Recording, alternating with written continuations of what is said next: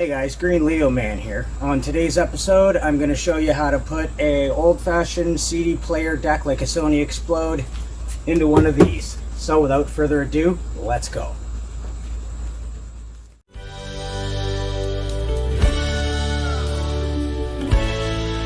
Enjoy the video.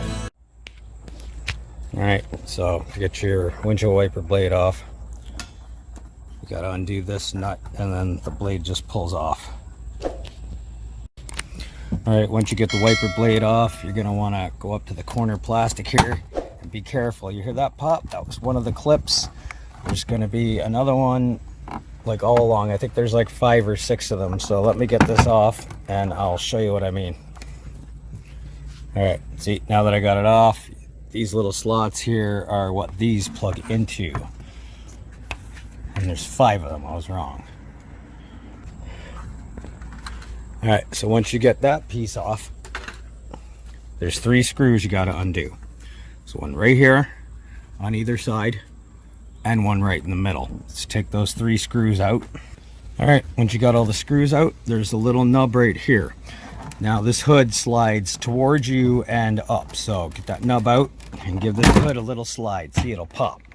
And then you just pick it up. You see these grooves here? They go to those grooves right there. Once you have it off, don't worry about these wires. I will explain those in a second. Be careful of this hose. It runs from the reservoir down there, so just make sure it's not hooked on anything. And you can put it down comfortably right beside the car. Now I have these wires running because those are for the antenna I put on the front of it.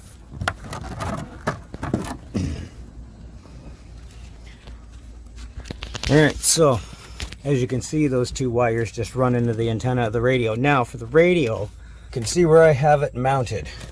It's in there. Yes, I had to cut in, and I'll show you how.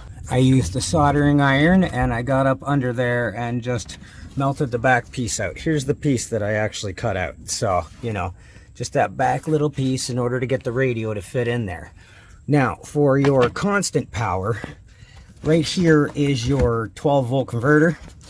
And this is where it comes in. As you can see, you've got the red, yellow, and black. So if you go, you've got the red is your 72 volt coming in, and the yellow, sorry, is your 12 volt coming out. So you can go off that middle line there.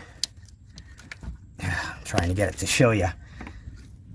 And then that can go to the yellow on your radio. Then there's a wire coming off here. It had a connector on it, but I cut it off. It's just a little 2-pin sideways connector, kind of like that one right there. And I just took the ground and positive and ran it up to the radio that way. Now the speaker wires come in right here on either side. They come in there and it comes in right here. So you can follow those up here, disconnect it from the actual head unit that was there and connect them up to your proper head unit. If you've got fronts, you can hook up tweeters to the other wires, sub, whatever. You know how these things work.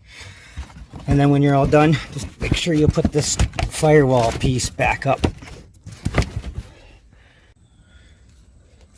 Alright guys, so I'm going to get this thing all put back together and then I'll show you the radio. Alright, so we've got it all in and ready. Press the start button on the car and the radio turns on. Alright, there we go. This is my roommate Hyperdrive. This is one of his songs, so I don't get copyrighted.